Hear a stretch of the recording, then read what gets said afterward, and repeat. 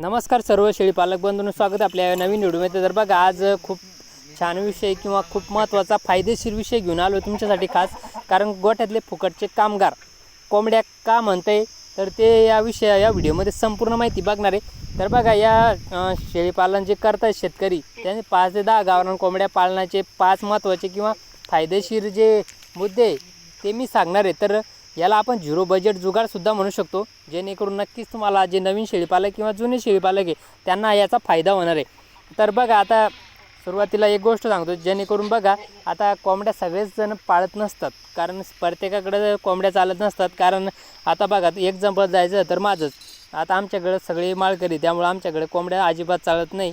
किंवा कारण कोंबड्यांची जात बाहेर लांब पाहिजे शेतापासून अर्धा-1 किलोमीटर, कारण वासामुळं खूप दुर्गंधी येते, घरी पाहुणेसुद्धा येत नाही किंवा आपल्या घरी चालत नसल्यामुळे आपण कोंबड्या पाळू शकत नाही। पण ज्यांच्याकडे कोंबड्या पाळतात किंवा ज्यांच्या घरी चालते कोंबड्या वगैरे सगळं व्यवस्थित, तर नक्कीच तुम्ही कोंबड्या पाळू शकता। आणि त्याचे फायदे काय काय आहे, शेवटचा मुद्दा 5वा मुद्दा खूप महत्त्वाचा आहे, जेणेकरून तुम्हाला नक्कीच याचा फायदा होणार आहे। तर बघा, सुरुवातीला पहिला फायदा म्हणजे गोचिड आणि कीटकांचा नायनाट होतो। बघा, आता कोंबड्या गोठ्याची गोचिड, पिसवा, लहान कीटक खात असतात, टिपून खातात मस्त।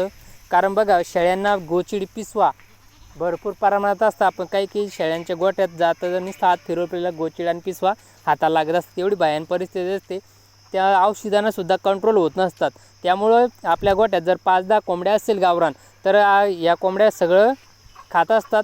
आणि आपल्या शेळ्यांच्या जे खर्च आहे, महागड्या औषधी फवारणी, याचा खर्च वाचतो किंवा डॉक्टरचा खर्चसुद्धा वाचतो। कारण बघा, कोंबड्यांचासुद्धा खर्च वाचतो। आपण कोंबड्यांना जे खाद्य देणार ते या खाद्याच्या स्वरूपात कीटकनाशक कीटकं खाऊन घेतात, गोचिड खाऊन घेतात, त्यामुळे कोंबड्यांना अतिरिक्त खर्च तिथेही वाचतो खाद्याचा। दुसरा म्हणजे खाद्याची बचत। अजून दुसरा खाद्याचं बघा, शेळ्या जे खात्यांना खाद्य किंवा खुराक आपण चारा टाकतो, भूस वगैरे किंवा हिरवं गवत टाकतो, तेच अर्ध तर नासाडी खाली जात त्यांच्या पायाखाली खुंदतात। कारण शेळ्या गव्हाणी जर टाकलं तर खाली सांडल्याशिवाय त्यांचं पोटं भरत नसतात। किंवा खुराक जो असतो आपण भरडा, दाण, मक्का, ढेप वगैरे, ते जर खाली जर सांडलेलं असतील तर कोंबड्या काय करतात, त्या जमीन सांडलेलं पूर्ण खाऊन टाकतात। त्यामुळं काय होतं, नासाडीसुद्धा थांबते, आपलं सगळं साफसफाईचं सगळं तो पण वेळ वाचतो। आणि कोंबड्यांना जे खाद्य लागतं त्याचासुद्धा खर्च वाचत असतो 100%। बघा, एवढा सारा फायदा फक्त 5 ते 10 कोंबड्यांपासून होतो। नक्कीच तुम्ही विचार करू शकता। नाही, व्हिडिओ जर आवडला तर लाईक, चॅनलला सबस्क्राईब आणि शेअर करायला विसरू नका, जेणेकरून तुम्हाला असेच नवीन व्हिडिओ बघायला भेटणार आहे। आता तिसरा मुद्दा म्हणजे बघा, दुसरा महत्त्वाचा फायदा, गोठ्याची स्वच्छता आणि दुर्गंधी कशा प्रकारे कोंबड्या करतात। तर बघा, कोंबड्या जमिनीवर चोच मारून जमीन उकरत राहतात, म्हणजे जे लेंड्या असतात लेंड्या पण फोडतात। कारण लेंड्या खात नसतात, पण लेंड्यातले जे मक्का आपण जे भरडा डायरेक्ट सवताचे दाणे देतो, पूर्ण मक्का, सोयाबीन किंवा गव्हाचे, ते लेंड्यात जे अपचन झालेले लेंड्यात येतात, तर लेंड्या फोडून खातात, त्यातले दाणे जमा करून खातात कोंबड्या। तर त्यामुळं काय होतं, लेंड्यासुद्धा फुटतात, लवकर वाढतात आणि गोठ्यात जो अमोनियाचा वास तयार होणार असतो लघवी बसून किंवा त्या वल्ल्या लेंड्यांपासून, तो सुद्धा वास येत नसतो। आणि गोठा कोरडा राहिल्यामुळे काय होतं, शेळ्यांना खुरांचे आजारसुद्धा होत नसतात। कारण खुरांचे आजारसुद्धा खूप असतात, कशामुळे ओलसर जागा किंवा ओल्या लेंड्या, सततच्या लेंड्या पडलेल्या, तर त्यामुळे सुद्धा शेळ्यांना खुरांचे आजार होत असतात। कारण बघा, काही बंदिस्त असे फार्म असतात, त्यांचं झाडायला रिकम्फर्ट राहत नाही, झाडायला लेंड्या राहतात, काही 2 ताडा तर खाली लेंड्या, वर बकऱ्या, तर त्यामुळे सुद्धा वास तयार होतो, त्यामुळे सुद्धा शेळ्या आजारी पडतात, आजार येतात। तर ही काळजी नक्कीच घेऊ शकता मित्रांनो। तर आता चौथा फायदा म्हणजे बघा, उत्तम सेंद्रिय खत कसं तयार करतात। कोंबड्याच्या सततच्या उकरणामुळे शेळ्यांच्या लेंड्या, कोंबड्यांची विष्ठा यांचं मिश्रण तयार होतं, जे शेतीसाठी 1 नंबरचा रिझल्ट असतो, सेंद्रिय खत म्हणून काम करतं। बघा, शेतीला रासायनिक खतापेक्षा सेंद्रिय खत 2, 4, 5 वर्ष काम करत असतं। रासायनिक खत दरवर्षी टाकतो, पण सेंद्रिय खत जर आपण ज्या शेतात टाकू 1 एकरात, तर ते 3-4 वर्ष रिझल्ट दाखवत असतं। तर हा फायदा असतो।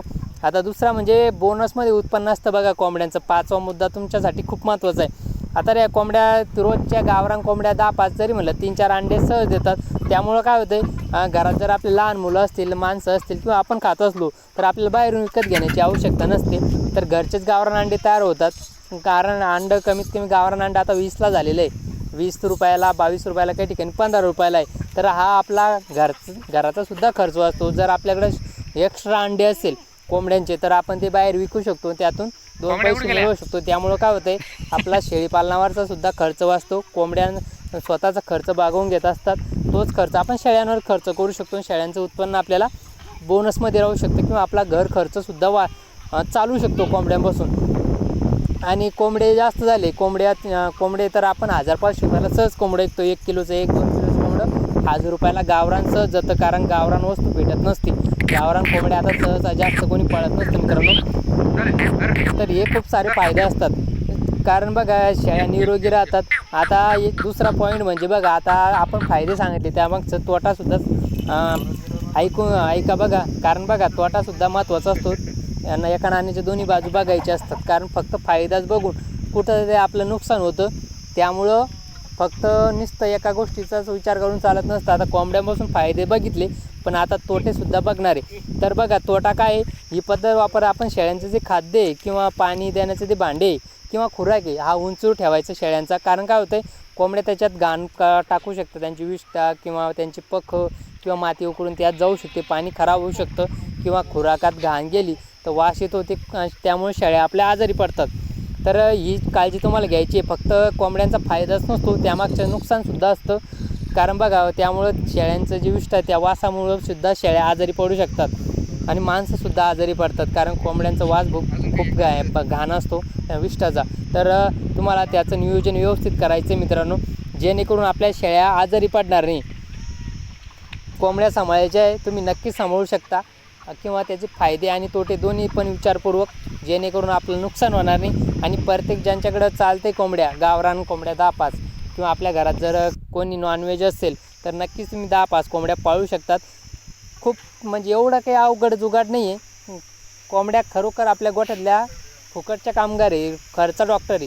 कारण शेळ्यांवरचा जो खर्च आहे डॉक्टरचा, तर कोंबड्या कमी 10-5% तरी कमी करतात, जेणेकरून आपला त्यामध्ये खर्च वाचतो आणि शेळीपालनात डबलनं उत्पन्न होतं आणि नक्कीच आपण शेळीपालनात यशस्वी होतो. याच पद्धती वापरताना काळजीपूर्वक, नियमबद्ध, विचारपूर्वक आणि चांगल्या काळजीनं व्यवस्थित नियोजन करून पाळाव्यात, जेणेकरून आपला त्यामध्ये नुकसान होता कामा नाही. तर व्हिडिओ तुम्हाला आवडलाच असेल तर इतर गरजू व्यक्तीला तुम्ही नक्कीच शेअर कराल ही अपेक्षा आहे. तर भेटू परत एका नवीन व्हिडिओमध्ये. तोपर्यंत स्वतःची आणि आपल्या शेळ्यांची, कोंबड्यांची काळजी घ्या.